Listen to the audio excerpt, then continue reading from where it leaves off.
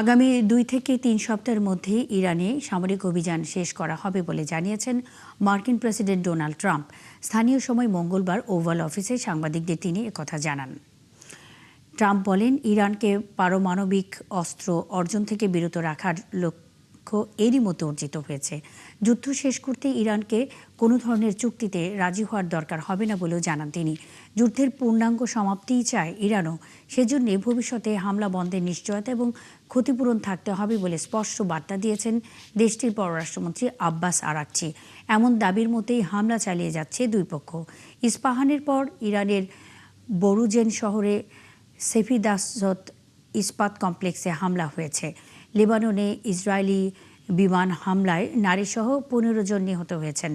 পাল্টা হামলা চালাচ্ছে ইরানও। পাশাপাশি মধ্যপ্রাচ্যে থাকা মার্কিন প্রযুক্তি কোম্পানিগুলোকে লক্ষ্যবস্তু করার হুমকি দিয়েছে। এছাড়া গেল দিনে যুক্তরাষ্ট্রের ঘাঁটিতে 23টি হামলার দাবি করেছে ইরানের সশস্ত্র গোষ্ঠী। ইরান যুদ্ধের 1 মাস পেরিয়ে গেছে, তবে যুক্তরাষ্ট্র ও ইসরায়েল যত দ্রুত ভেবেছিল জিততে পারবে এই যুদ্ধে বা ইরানকে দমিয়ে রাখতে পারবে, আসলে তার কিছুই ঘটেনি। বরং প্রতিটি পদক্ষেপে পাল্টা হামলা চালিয়ে যাচ্ছে ইরান। এরই মধ্যে যুক্তরাষ্ট্রের সঙ্গে চলমান সংঘাতে ইরান স্পষ্ট করে দিয়েছে, কোনো চাপেই তারা পিছু হটবে না, বরং লড়াই চালিয়ে যাওয়ার ঘোষণা দিয়েছে তেহরান। আরও জানাচ্ছেন নাহিদা রিন্থি। মধ্যপ্রাচ্যে যুদ্ধের দামামা আরও জোরালো হচ্ছে। সংঘাতের পরিধি পৌঁছে গেছে দ্বিতীয় মাসে। যুক্তরাষ্ট্রের সঙ্গে চলমান উত্তেজনার মধ্যেই কঠোর বার্তা দিয়েছে ইরান। যে কোনো চাপই পিছু হটার প্রশ্নই আসে না, বরং শেষ পর্যন্ত লড়াই চালিয়ে যাওয়ার ঘোষণা দিয়েছে তেহরান। সামরিক ও কৌশলগত দিক থেকে চাপ বাড়লেও নিজেদের অবস্থান থেকে এক চুলও সরছে না তেহরান। দেশটির শীর্ষ নেতারা বলছেন, জাতীয় স্বার্থ রক্ষায় যে কোনো মূল্য দিতে প্রস্তুত ইরান। ইরানি কর্মকর্তাদের দাবি, এই লড়াই শুধু ভূ রাজনৈতিক নয়, বরং সার্বভৌমত্ব রক্ষার প্রশ্ন। তারা মনে করেন, বিদেশি চাপের কাছে নতি স্বীকার করলে ভবিষ্যতে আরো বড় ধরনের হুমকির মুখে পড়তে হবে দেশটিকে। 1 মাস আগে যুদ্ধের শুরুতে মধ্যপ্রাচ্যের মার্কিন ঘাঁটি ও সেনা অবস্থানকে হামলার লক্ষ্যবস্তু করেছিল ইরান। সময়ের সঙ্গে সঙ্গে জ্বালানি ক্ষেত্রের মতো বেসামরিক স্থাপনাও লক্ষ্যবস্তু হয়েছে। যুদ্ধের পরিসরও বেড়েছে, সেটি এখন পুরো মধ্যপ্রাচ্য অঞ্চলে ছড়িয়েছে। ইরান সমর্থিত গোষ্ঠী হিজবুল্লাহ ইসরায়েলে রকেট হামলা বাড়িয়েছে। একই সঙ্গে ইয়েমেন থেকে ইরান সমর্থিত হুথিরাও প্রথমবারের মতো ইসরায়েলে ক্ষেপণাস্ত্র ছুড়েছে। অন্যদিকে যুক্তরাষ্ট্র তাদের অবস্থানে অনড়। পাল্টাপাল্টি হুঁশিয়ারি আর সামরিক প্রস্তুতি বাড়তে থাকায় গোটা মধ্যপ্রাচ্য জুড়ে ছড়িয়ে পড়েছে অনিশ্চয়তা। এছাড়া ইরানের গুরুত্বপূর্ণ অবকাঠামোগুলোয় ব্যাপক হামলা চালিয়ে যাচ্ছে ইসরায়েলও। পাশাপাশি লেবাননের রাজধানী বৈরুতে হিজবুল্লাহর ব্যবহৃত অবকাঠামোতেও হামলা চালিয়েছে তারা। বিশ্লেষকরা বলছেন, এই পরিস্থিতি দীর্ঘমেয়াদী জ্বালানি বাজার, আঞ্চলিক নিরাপত্তা এবং বৈশ্বিক অর্থনীতিতে বড় ধরনের প্রভাব ফেলতে পারে। সব মিলে কূটনৈতিক সমাধানের সম্ভাবনা ক্ষীণ হয়ে আসায় সংঘাত আরও বিস্তৃত হওয়ার আশঙ্কা করছেন সংশ্লিষ্টরা। এখন দেখার বিষয়, সংঘাত কি আলোচনা টেবিলে ফিরবে নাকি আরও ভয়াবহ রূপ নেবে। নাহিদা রিন্থি, ৭১। ইরানের বিরুদ্ধে একসঙ্গে লড়াই করতে আরব দেশগুলোর সঙ্গে আলোচনা চলছে বলে দাবি করেছেন ইসরায়েলের প্রধানমন্ত্রী বেনিয়ামিন নেতানিয়াহু। মঙ্গলবার ইসরায়েলি সংবাদ মাধ্যম মারিফ এক প্রতিবেদনে জানিয়েছে, সম্প্রতি মন্ত্রিসভার এক বৈঠকে নেতানিয়াহু জানান, আরব দেশগুলোর সঙ্গে নতুন জোট গঠিত হচ্ছে আর এ যুদ্ধে একসঙ্গে লড়াই করতে চায়। এর আগে সোমবার যুক্তরাষ্ট্রে নিযুক্ত ইসরায়েলি রাষ্ট্রদূত দাবি করেন, সৌদি আরব সহ আরব দেশগুলো ইসরায়েলের কাছে সাহায্য চাইছে। যুক্তরাষ্ট্র ও ইসরায়েলের চাপিয়ে দেওয়া যুদ্ধ বন্ধের যে কোনো সিদ্ধান্ত কেবল ইরানের নিজেদের শর্ত এবং জাতীয় স্বার্থের ভিত্তিতে নেওয়া হবে বলে জানিয়ে দিয়েছেন ইরানি প্রেসিডেন্ট মাসুদ পেজেশকিয়ান। সোমবার তেহরানে মন্ত্রিসভার এক বিশেষ বৈঠকে তিনি কথা বলেন। তিনি জোর দিয়ে বলেন, যুদ্ধ শেষ করার বিষয়ে যে কোনো সিদ্ধান্ত নেওয়া হবে ইরানের মর্যাদা, নিরাপত্তা এবং মহান ইরানি জাতির স্বার্থকে প্রাধান্য দিয়ে।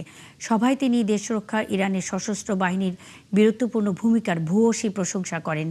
গত 28 ফেব্রুয়ারি ইরান জুড়ে বড় ধরনের সামরিক অভিযান শুরু করে যুক্তরাষ্ট্র ও ইসরায়েল। জবাবে ইরানও পাল্টা অপারেশন হিসেবে অধিকৃত ভূখণ্ড ও আঞ্চলিক ঘাঁটিগুলোর মার্কিন ও ইসরায়েলি অবস্থান লক্ষ্য করে কয়েক দফায় ক্ষেপণাস্ত্র ও ড্রোন হামলা চালাচ্ছে।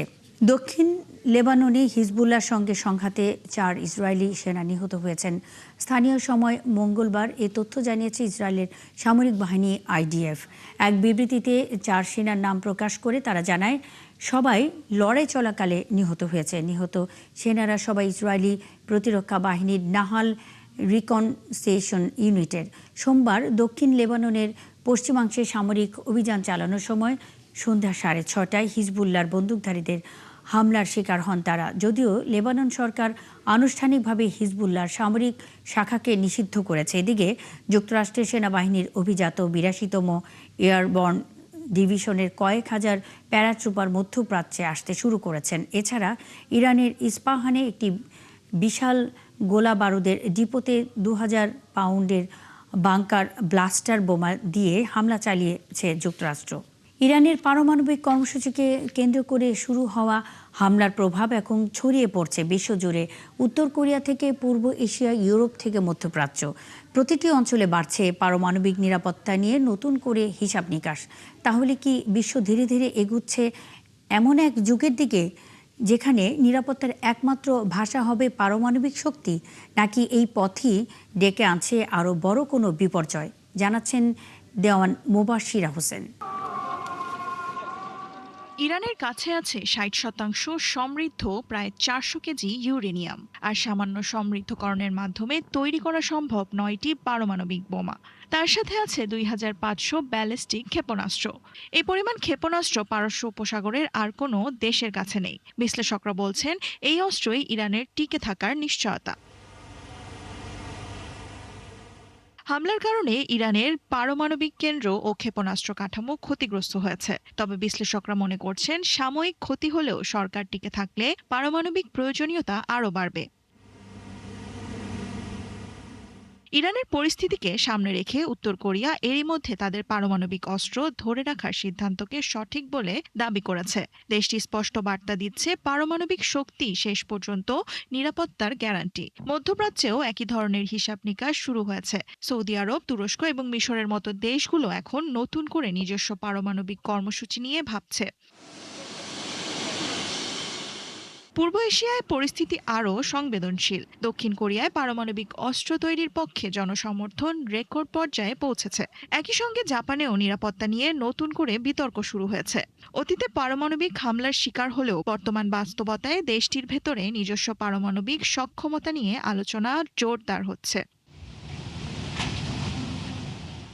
ইউরোপও এই হিসাবের বাইরে নয়। রাশিয়ার হুমকি এবং যুক্তরাষ্ট্রের অনিশ্চিত নীতির কারণে ইউরোপীয় দেশগুলো নিজেদের নিরাপত্তা কাঠামো পুনর্বিবেচনা করছে। ফ্রান্স বা যুক্তরাজ্যের পারমাণবিক অস্ত্রের ওপর নির্ভরতা বাড়ানো হবে, নাকি জার্মানি বা পোল্যান্ডের মতো দেশ নিজস্ব অস্ত্র তৈরি করবে, এই প্রশ্ন এখন সামনে চলে এসেছে।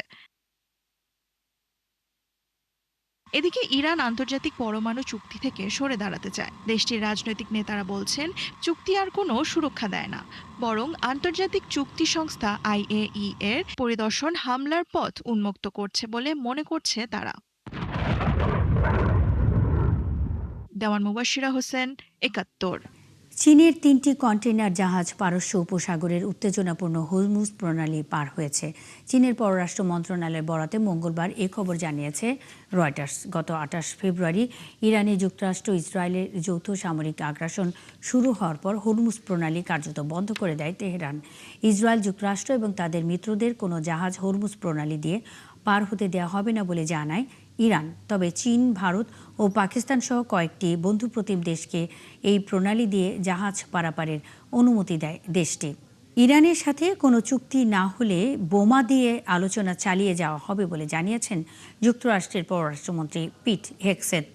মঙ্গলবার এক সংবাদ সম্মেলনে একথা বলেন তিনি। আসলে ইরানের ওপর বোমা হামলা ও একই সঙ্গে আলোচনা চালিয়ে যাওয়ার মাধ্যমে মূলত তাদের শর্ত অনুযায়ী যুদ্ধবিরতি না করলে হামলা অব্যাহত রাখা হবে বলে বোঝাতে চেয়েছেন হেগসেথ। এছাড়া ইরানের সঙ্গে যদি কোনো চুক্তি হয় তাহলে সেটি ট্রাম্পের দেওয়া শর্ত অনুযায়ী হবে বলে উল্লেখ করেন তিনি। মার্কিন প্রতিরক্ষামন্ত্রী আরও দাবি করেন, হরমুজ প্রণালী দিয়ে আগের চেয়ে বেশি জাহাজ চলাচল করছে, আর এর জন্যে ট্রাম্পকে কৃতিত্ব দিয়েছেন তিনি। মার্কিন সামরিক বিমানকে সিসিলিতে অবস্থিত একটি বিমান ঘাঁটিতে অবতরণের অনুমতি দেয়নি ইতালি। ইতালির স্থানীয় সংবাদ মাধ্যম কোরিয়ের দেলা সেরা এ তথ্য জানিয়েছে। প্রতিবেদন অনুযায়ী কয়েকদিন আগে মার্কিন সামরিক বিমানকে গেল্লা নামের একটি ঘাঁটিতে অবতরণের অনুমতি চায় যুক্তরাষ্ট্র। অবতরণের পর মধ্যপ্রাচ্যের উদ্দেশ্যে রওনা দেওয়ার কথা ছিল বিমানগুলোর, তবে ইতালি সে অনুমতি দেয়নি। এর আগে সোমবার স্পেন ইরান যুদ্ধের সঙ্গে জড়িত মার্কিন বিমানের জন্য তাদের আকাশসীমার বন্ধ করে দেয়। দেশটির কর্তৃপক্ষ জানায় ইরান যুদ্ধ সংক্রান্ত কোনো কর্মকাণ্ডের সাথে তারা জড়িত থাকবে না। ফিলিস্তিনিদের জন্য মৃত্যুদণ্ডের বিধান রেখে একটি বিতর্কিত বিল পাশ করেছে ইসরায়েল। এই আইনে ফিলিস্তিনিদের জন্য মৃত্যুদণ্ডের সাজা অনুমোদন করা হয়েছে। এরই মধ্যে মৃত্যুদণ্ডের বিধান ঘিরে তীব্র বিতর্ক সৃষ্টি হয়েছে আন্তর্জাতিক মহলে। পাশাপাশি এই আইন পাশের নিন্দাও জানিয়েছে মানবাধিকার গোষ্ঠী ও ফিলিস্তিনি নেতারা। একই সঙ্গে এই পদক্ষেপকে আন্তর্জাতিক আইনের লঙ্ঘন ও মৌলিকভাবে বৈষম্যমূলক বলে আখ্যা দিয়েছেন। এদিকে যুক্তরাজ্য, ফ্রান্স, জার্মানি ও ইতালি এই বিল নিয়ে গভীর উদ্বেগ জানিয়েছেন। আরও জানাচ্ছেন নাহিদা রিন্থি। ফিলিস্তিনিদের জন্য মৃত্যুদণ্ডের বিধান রেখে একটি বিতর্কিত বিল পাশ করেছে ইসরায়েলের পার্লামেন্ট। নতুন এই আইনে বলা হয়েছে, সন্ত্রাসী কর্মকাণ্ডে ইসরায়েলি নাগরিক হত্যার দায়ে দোষী সাব্যস্ত ফিলিস্তিনিদের জন্য সামরিক আদালত মৃত্যুদণ্ড দিতে পারবে। তবে একই অপরাধে অভিযুক্ত ইহুদি ইসরায়েলিদের ক্ষেত্রে এই শাস্তি প্রযোজ্য হবে না। 120 সদস্যের সেনেটে এই বিলটি পাশ হয় 62 ভোটে। প্রধানমন্ত্রী বেনিয়ামিন নেতানিয়াহু নিজেও বিলটির পক্ষে ভোট দেন। এছাড়া বিপক্ষে ভোট দেন 48 জন আইন প্রণেতা। একজন আইন প্রণেতা ভোটদানে বিরত ছিলেন এবং বাকিরা উপস্থিত ছিলেন না। বিলটি উত্থাপনে বড় ভূমিকা রাখেন ইসরায়েলের কট্টর ডানপন্থী নিরাপত্তা মন্ত্রী ইতামার বেন গাভির। আইনটি আগামী 30 দিনের মধ্যে কার্যকর হবে। অপরদিকে ফিলিস্তিনি কর্তৃপক্ষ এই আইনকে ফিলিস্তিনি জনগণের বিরুদ্ধে যুদ্ধ অপরাধ হিসেবে আখ্যা দিয়েছে। তারা বলছে এটি আন্তর্জাতিক মানবাধিকার আইন লঙ্ঘন করছে। পাশাপাশি ফিলিস্তিনি মানবাধিকার কেন্দ্র বলেছে এই আইন ফিলিস্তিনিদের নিশানা করে বানানো। এটি আইনের আড়ালে ইসরায়েলের দীর্ঘদিনের বিচার বহির্ভূত হত্যার নীতিকে আরও দৃঢ় করবে, যা আন্তর্জাতিক মানবাধিকার ও মানবিক আইনের সুস্পষ্ট লঙ্ঘন। অন্যদিকে আন্তর্জাতিক মানবাধিকার সংস্থা অ্যামনেস্টি ইন্টারন্যাশনাল আইনটি বাতিল করতে ইসরায়েলি কর্তৃপক্ষের প্রতি আহ্বান জানিয়েছে। সংগঠনটি আইনটিকে নিষ্ঠুরতা, বৈষম্য ও মানবাধিকার সম্পূর্ণ অবজ্ঞা করার এক প্রকাশ্য প্রদর্শনী হিসেবে বর্ণনা করেছে। এছাড়া যুক্তরাজ্য, ফ্রান্স, জার্মানি ও ইতালি এই বিল নিয়ে গভীর উদ্বেগ প্রকাশ করেছে। দেশগুলো বলেছে এটি ইসরায়েলের গণতান্ত্রিক প্রতিশ্রুতিকে ক্ষুণ্ণ করতে পারে। এই আইন বৈষম্যমূলক, কারণ ইসরায়েলি ইহুদি যারা অধিকৃত অঞ্চলে বাস করে তারা মৃত্যুদণ্ডের মুখোমুখি হবে না। অপরাধের বিচার হতে পারে, তবে ফিলিস্তিনিদের হত্যা নয়। এটি ভয়ঙ্কর। কোনো অবস্থাতেই এই আইন ব্যবহার করা উচিত নয়। কোনো দ্বন্দ্বে নয়, কোনো কিছুতেই নয়। মৃত্যুদণ্ড কাম্য নয়। এখনই পুরোপুরি থামা উচিত। তবে আন্তর্জাতিক আইন বিশেষজ্ঞরা বলছেন, পশ্চিম তীর ইসরায়েলের সার্বভৌম ভূখণ্ড নয়। সেখানে এমন আইন প্রণয়ন প্রশ্নবিদ্ধ। এদিকে ইসরায়েলের নাগরিক অধিকার সমিতি জানিয়েছে তারা এই আইনের বিরুদ্ধে ইসরায়েলের সর্বোচ্চ আদালতে আপিল করেছে। নাহিদা রিন্থি, 71। মধ্যপ্রাচ্যে চলমান যুদ্ধ পরিস্থিতিতে আটকে পড়া প্রবাসীদের জন্য কুয়েত থেকে দাম্মাম হয়ে ঢাকায় বিশেষ ফ্লাইট পরিচালনা করবে জাজিরা এয়ারলাইন্স। আগামী 12 এপ্রিল থেকে সপ্তাহে 3 দিন এই ফ্লাইট পরিচালনা করা হবে। তবে এই ফ্লাইটগুলো সরাসরি কুয়েত বিমানবন্দর থেকে না ছেড়ে সৌদি আরবের দাম্মাম হয়ে পরিচালিত হবে। যাত্রীদের কুয়েত থেকে প্রথমে সড়ক পথে দাম্মাম নিয়ে যাওয়া হবে এবং সেখান থেকে সরাসরি ঢাকার উদ্দেশ্যে ফ্লাইট পরিচালিত হবে। এই ফ্লাইটে ঢাকা হতে কুয়েতে ফিরতে পারবেন দেশে আটকে পড়া প্রবাসীরা। সেবা গ্রহণকারী যাত্রীরা ট্রাভেল এজেন্সি এবং জাজিরা ওয়েবসাইট থেকে এই সেবা নিতে পারবেন। মধ্যপ্রাচ্যে চলমান যুদ্ধ পরিস্থিতিতে নিরাপত্তার স্বার্থে 28 ফেব্রুয়ারি থেকে ফ্লাইট চলাচলে নিষেধাজ্ঞা আরোপ করে কুয়েত সরকার। এর ফলে দেশে ফেরার টিকিট কাটলেও ফ্লাইট বন্ধের কারণে বাতিল হয়ে যায় ভ্রমণ। এতে করে দেশটিতে অবস্থানরত ফ্লাইট বন্ধের পূর্বে ছুটিতে যাওয়া প্রবাসী বাংলাদেশিরা আটকা পড়ে যায়। এই ছিল এখনকার আয়োজনে। বিশ্বের আরও নতুন কিছু খবর ও বিশ্লেষণ নিয়ে দুপুর 1টায় আবারও হাজির হবে বিশ্বযোগ। চোখ রাখুন 71-এর ফেসবুক পেজ এবং সাবস্ক্রাইব করুন 71-এর ইউটিউব চ্যানেল। 71-এর সাথেই থাকুন।